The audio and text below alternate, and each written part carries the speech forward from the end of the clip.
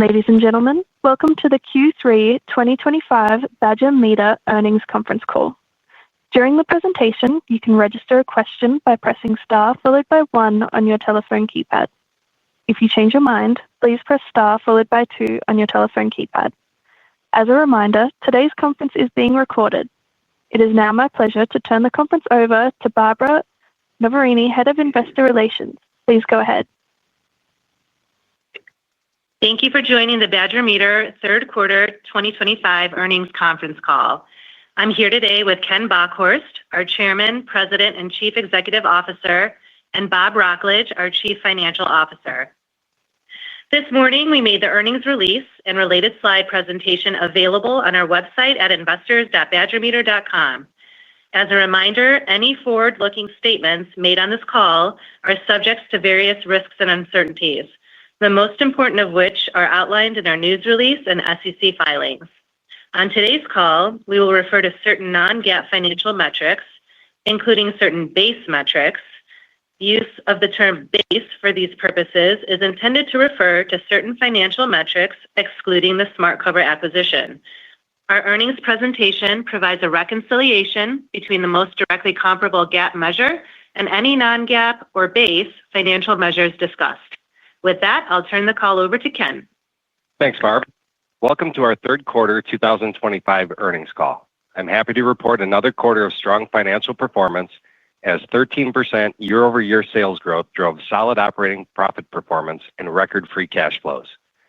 As these results demonstrate, demand for our industry-leading cellular AMI solution and Blue Edge suite of modular smart water management solutions remains steady, supported by durable macroeconomic drivers that encourage technology adoption across the water cycle. We also managed persistent tariff and trade-related cost headwinds effectively, as evidenced by gross margins remaining above our historic normalized range of 38% to 40%. Amidst macroeconomic and trade environment uncertainty, our business has once again proven to be resilient thanks to the dedicated Badger Meter employees that serve our customers every day. Bob will review more of the financial details, and then I'll be back to provide some color on a few other topics along with our outlook. Go ahead, Bob. Thanks, Ken, and good morning, everyone. Turning to slide 3, total sales of $236 million in the third quarter of 2025 represented an increase of 13% year-over-year, or 8% base sales growth. As expected, while absolute sales dollars declined sequentially from the second quarter, base sales growth of 8% this quarter did increase sequentially from 5% growth in the second quarter of the year. Total utility water product line sales increased year-over-year by 14%, or 8% excluding SmartCover. The underlying sales increase was driven by higher ultrasonic meter unit volumes, increased Beacon software as a service, and water quality product sales. Sales for the flow instrumentation product line increased 4% year-over-year, as strength in water-related markets offset lower demand in de-emphasized non-water-related applications. Turning to profitability, operating earnings increased 13% year-over-year to $46.1 million, with operating margins up 10 basis points to 19.6% from the prior year's 19.5%. Importantly, when excluding the results of the SmartCover acquisition, base operating earnings of $46.6 million increased 15% year-over-year, and base operating margins expanded by 120 basis points.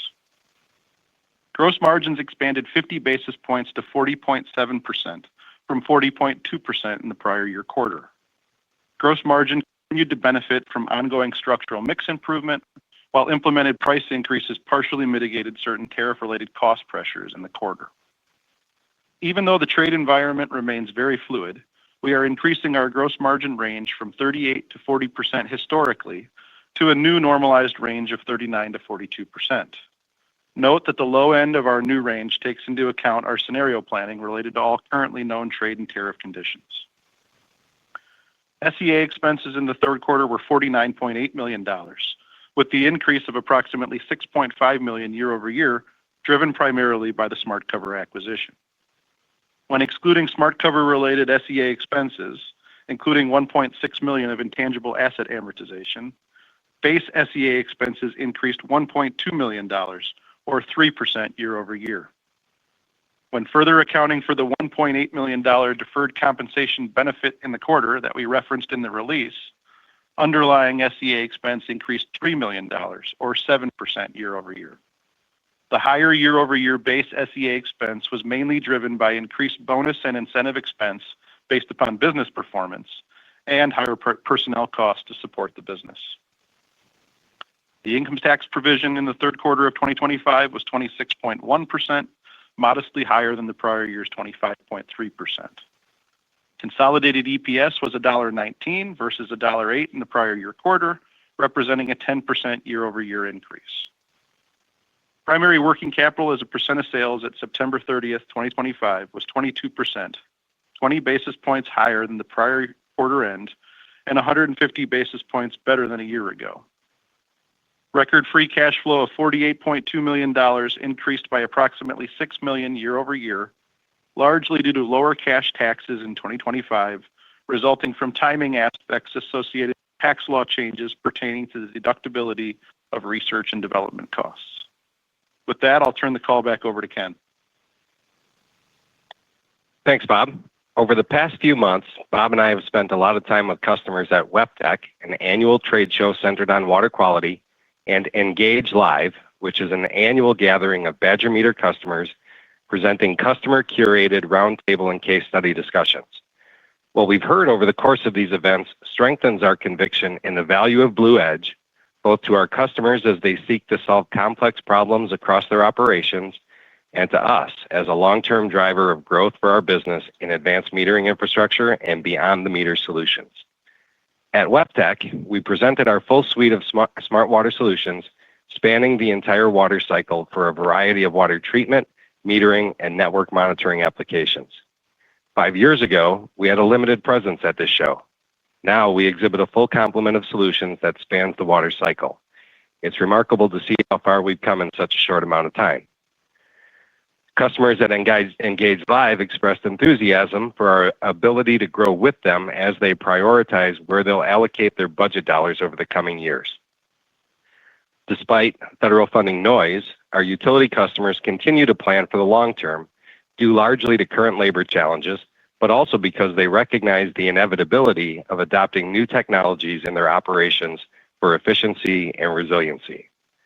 Our solutions are modular, and we're capable of enabling where and when our customers should begin or continue to adopt Blue Edge components.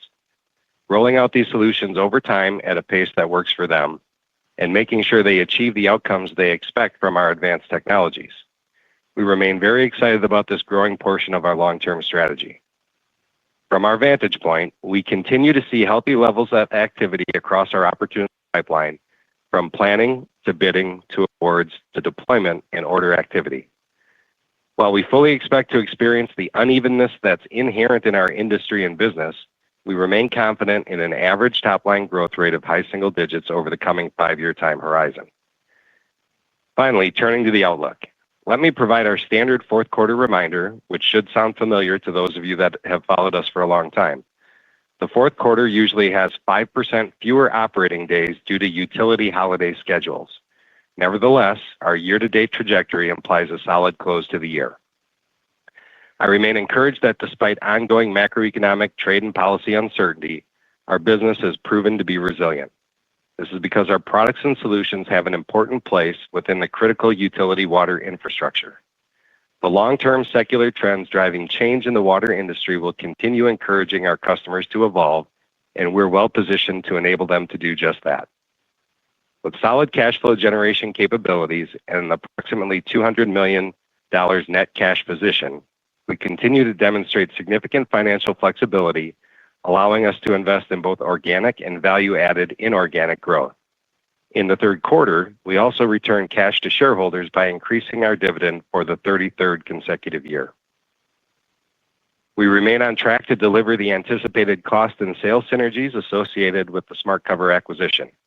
For example, we've successfully transitioned certain manufacturing operations to our facility in Racine, Wisconsin, and we continue to identify attractive sales leads for SmartCover as part of our Blue Edge suite of solutions.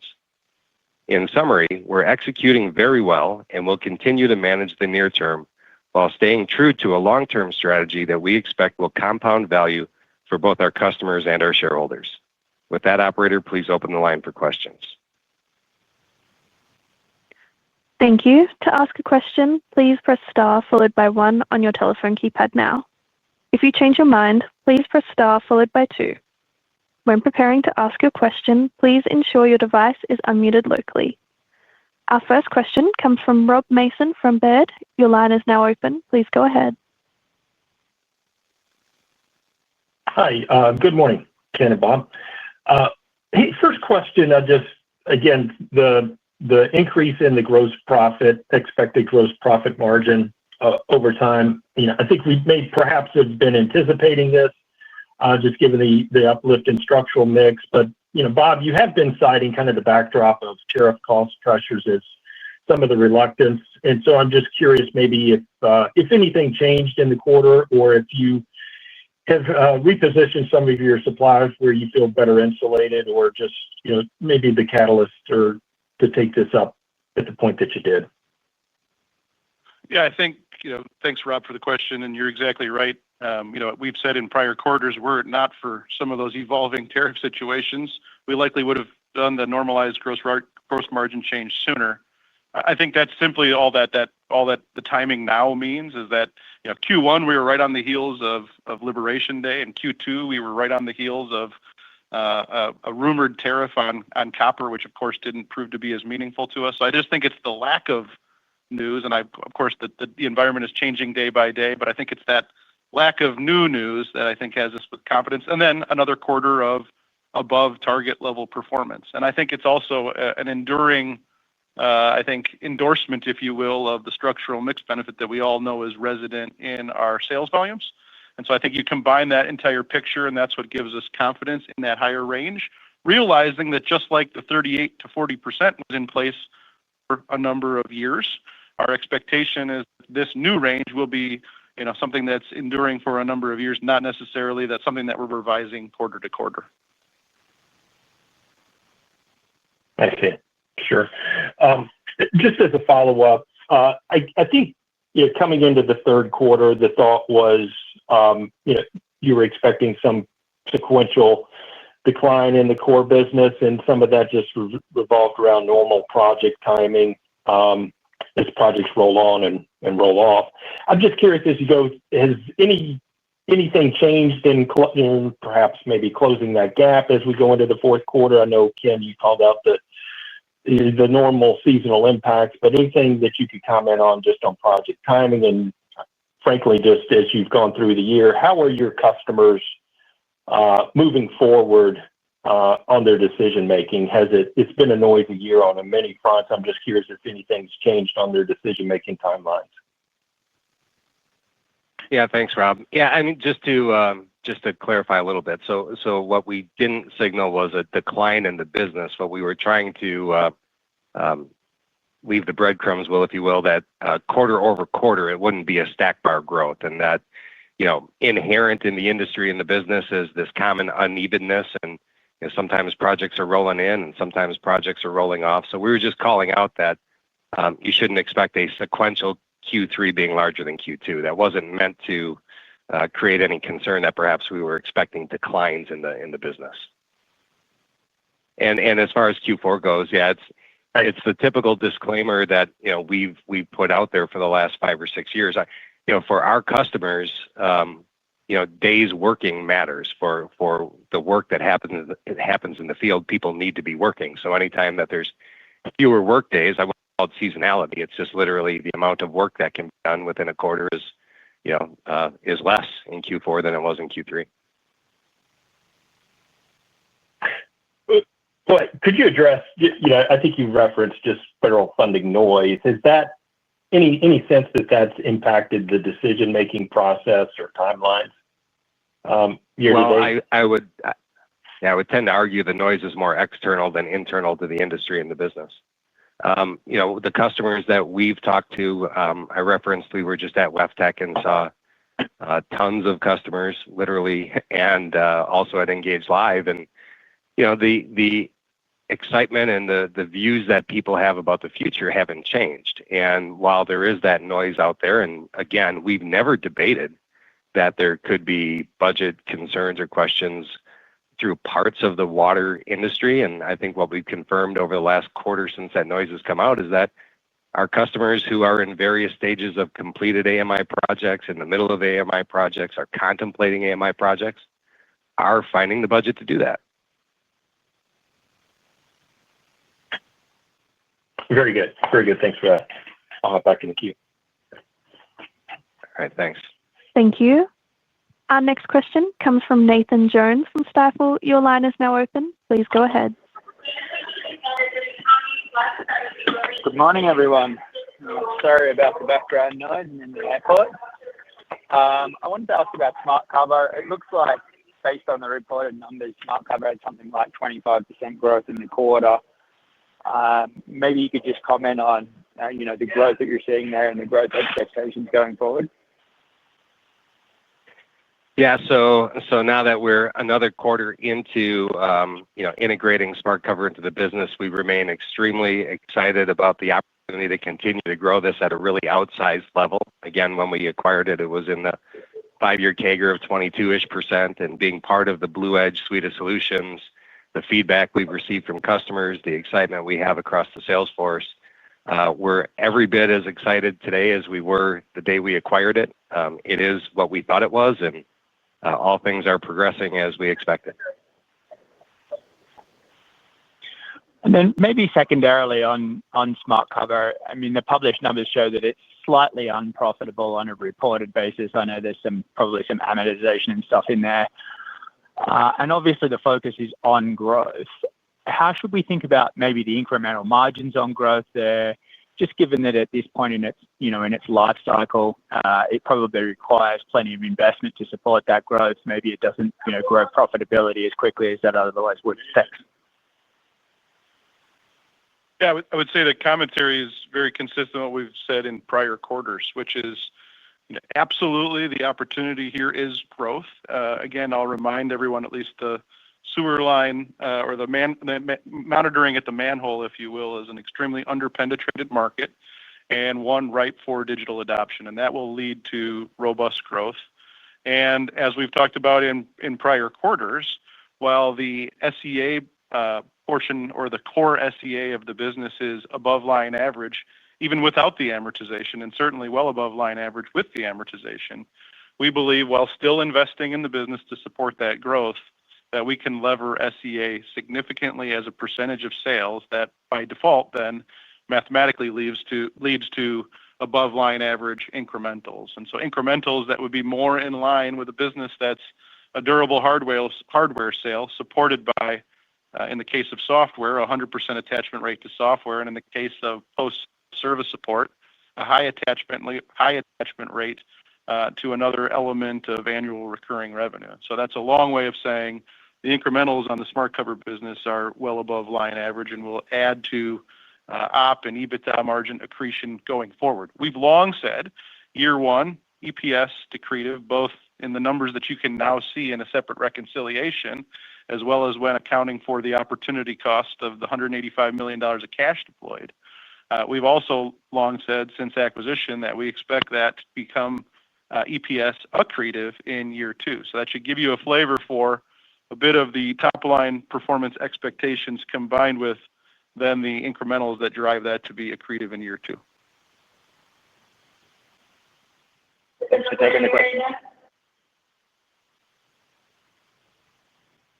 Thank you. Our next question comes from Jeffrey Rive from RBC. Jeffrey, your line is now open. Please go ahead. Thanks. Good morning, everyone. You called out pricing partially mitigating tariff impacts this quarter. Can you size the price increase that you passed through and what was the price capture, and any update on how you're tracking on price costs for the year? Yeah, so I think, Jeffrey, you know us well enough that we won't size that. I think the way we should think about it, first off, when we talk about tariff and tariff-related costs, we're absolutely talking about the pure line item of tariff costs we see upon importation to whether it's our U.S. market or whether U.S. manufacturing or whether that's in other inbound material flows. But we're also talking about the knock-on effects of bismuth cost increases that remain elevated and very consistent with the story that we told back in the first quarter when those bismuth tariff pressures became available. We have implemented, I would say, not across the board, very targeted product-specific price increases as early as Q2, and that continues on an ongoing basis, whether that's on PO to PO business or annual contract renewals. So there's a series of actions consistently occurring that's allowing essentially that price realization effect to catch up to those cost effects that were experienced immediately. And so I would tell you, without sizing it, Q3 was still a bit of the lagging effect of price versus cost, but we fully expect that to reach parity as we move forward.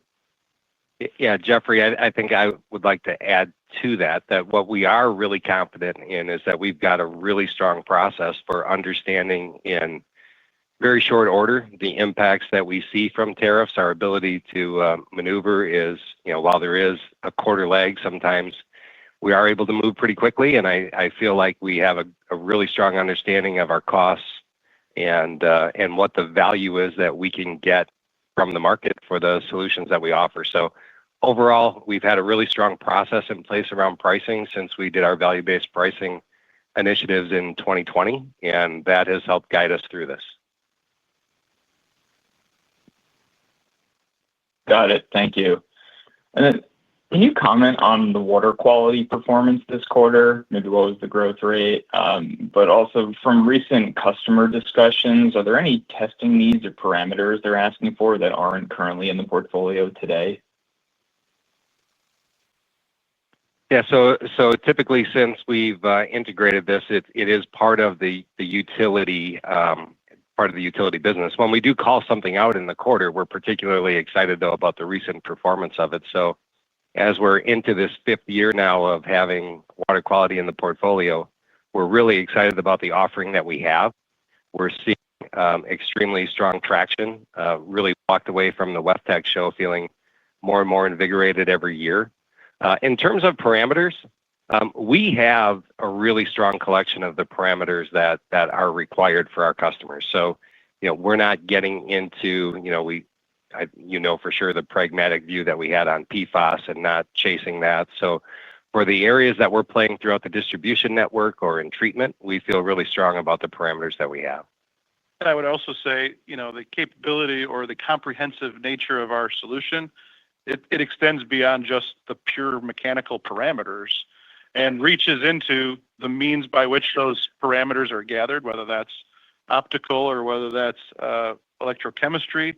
It spans beyond not just the technical capability, but also where deployed. We've got capabilities not only in remote network monitoring type applications, but also inside the fence at water treatment and at commercial and industrial customers. So certainly, one of our, and I'm sure the question is going in the direction of, well, what about M&A type activity? Certainly one of our acquisition laneways is around augmenting our capabilities around the core of water quality and network monitoring more generally. But I would tell you that we do have a very competitive, not only parameter offering, but technology offering and application offering that positions us to deliver forward growth consistent or relatively similarly to what we just delivered in the third quarter. Awesome. Thank you. Thank you. Our next question comes from Andrew Krill from Deutsche Bank. Your line is now open. Please go ahead. Hi, thanks. Good morning, everyone. I want to ask, looking forward a little bit more based on your current, customer conversations sound good. Your backlogs, any initial views on 2026 and the potential for you to deliver on your high single digit through the cycle growth target. I think this should be your easiest comp on a year-over-year basis since COVID. But, sympathetic, there's still tariff uncertainty, other things. So just maybe how are you thinking about next year and the potential to deliver high single digit growth? Thanks. Yeah. So as you know, Andrew, we don't provide guidance, so we'll probably clearly stop short of your expectations in giving you a number related to 2026. I would just tell you, the confidence that we have in that high single digit forward look is over that cycle, recognizing that that can be uneven year to year. I think it's interesting. Your comment is it's the easiest quarter or easiest year-over-year comparison since COVID, but unfortunately, that's not how bigger numbers work, right? It's more challenging to generate growth off of that. That being said, we still, as you heard in the prepared remarks, regardless of what aspect of the opportunity funnel that we talk to customers about, whether that's starting from the planning phase and the engagement of engineering firms to assist with consulting on one end, all the way down to our projects deploying and moving, we remain confident in that outlook. And I would tell you that 26 is no different than any other year. Yeah, and just to add to that a little bit, and it's not trying to be cagey or anything. It's just when you're selling to 50,000 utilities, small, medium, large, that all move at different rates and sizes.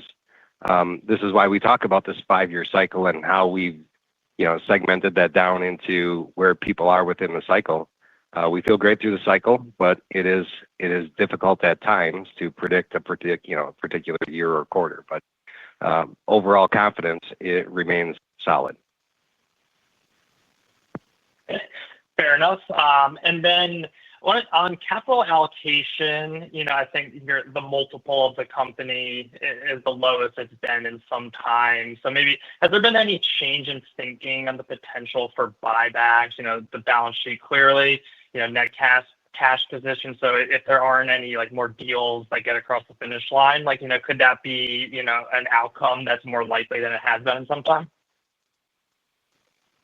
Yeah, so our capital allocation priorities that we've lived by since Bob and I have been here have been around number one, investing in organic growth to remain the R&D leader in the space.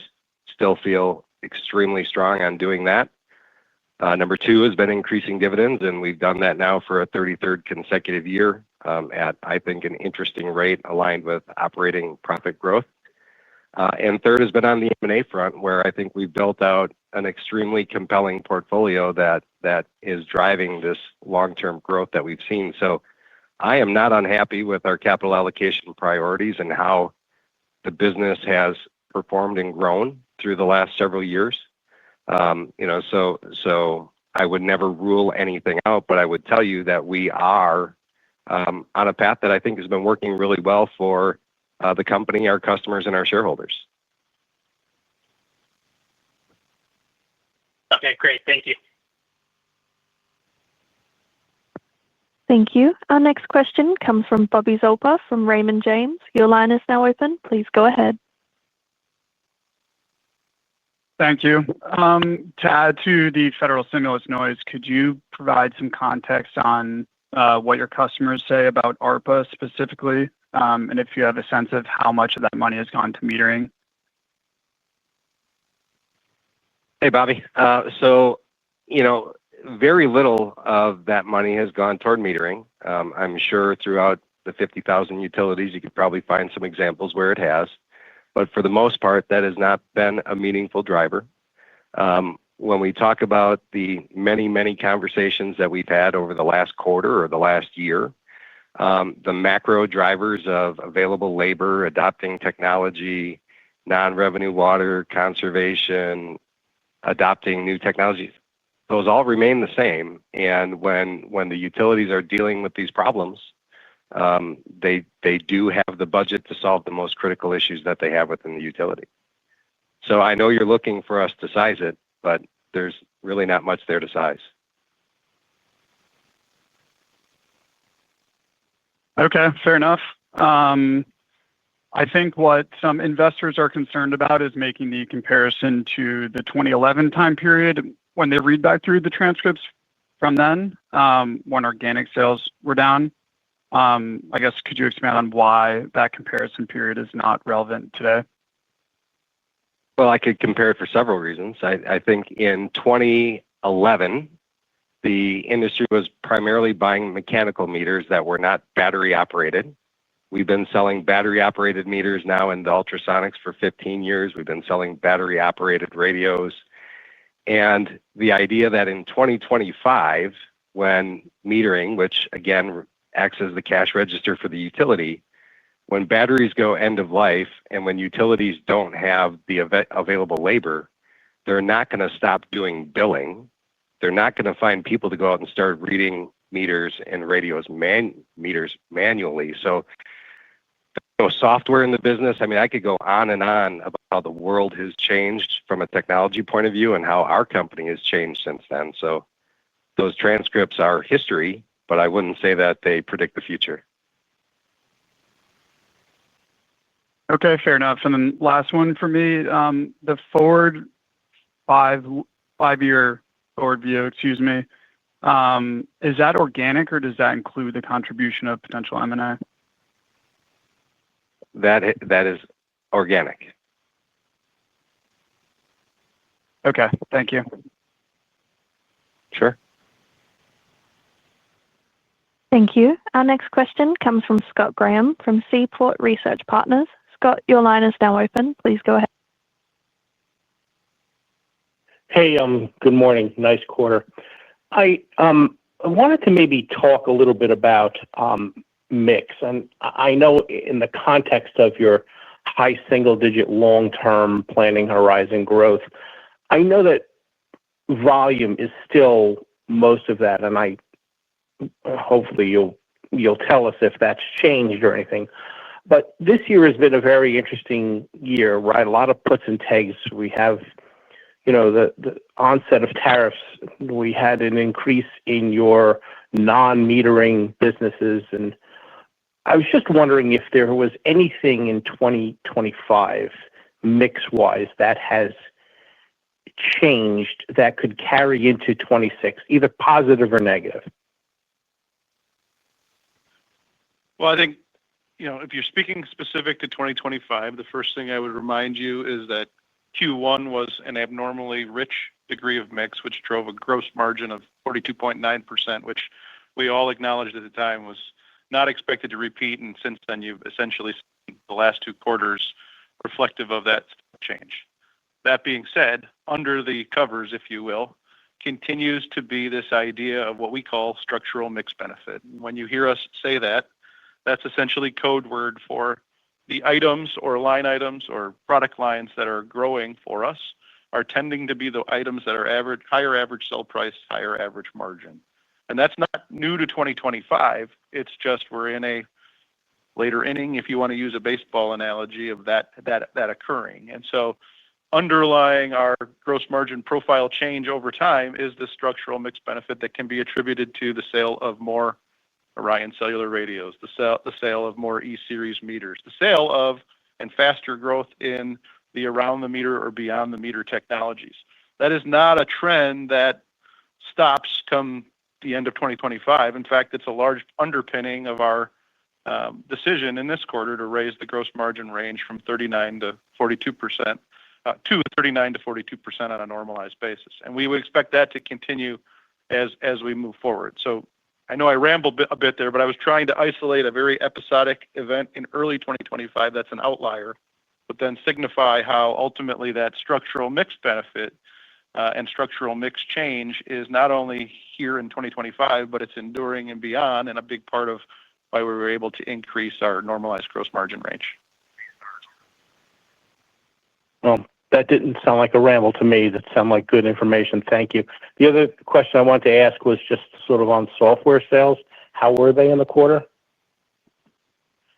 Yeah, so in the script, we called that out as a driver of the core growth or base level growth in the quarter. As you know, Scott, we always say our software model, at least for Beacon and quite frankly for our other connected products, is different than I think most software models. It's not one that's license-based and or suite-based. It's a 100% attachment rate to an underlying device sale that then lasts for the longevity or field life of that asset. And when we're talking about meters and radios, we're often talking about 10 or 15 year in the field, in the ground cycles. And so essentially the leading indicator for us is when we talk about growing Orion radio sales, the lagging indicator is a robust growth in SaaS, which if you look at our investor deck, it hasn't been, I don't think it's been updated for the mid-year here, but we've seen a 28% CAGR in our software revenue as a result of the success of selling Orion Cellular AMI and Network as a Service. And I would tell you that this quarter was no different on a relative basis. Thanks very much.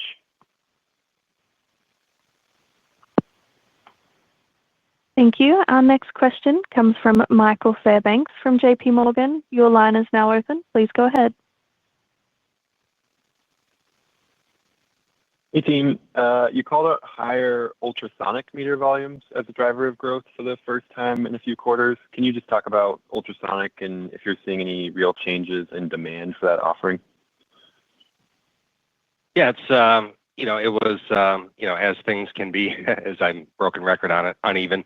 It was a particularly strong quarter for ultrasonic, just given the mix of customers that we had. Each year we do, and we do expect to sell more ultrasonic meters than we did in the previous year as we continue to see some of that adoption. Our choice matters in our portfolio remains the same. We still expect to sell mechanical, especially on the residential side, for many, many, many years to come. But we are excited about the expansion that we do see on the ultrasonic side as well. It's certainly got its benefits that resonate well with some customers, maybe more so than others, but happy with the growth in the quarter. Great, thank you. And then on the flow instrumentation side, we saw that return to growth. Any more color there on drivers? I know you called out water-related end markets, but what's the outlook for that segment in general? Yeah, for us, that it's becoming a smaller part of the portfolio, but we remain on the GDP-like numbers. So, you might have quarters that are flat, some quarters that are up a little more, but for the most part, it's a business that you should think of growing in line with GDP. Thank you.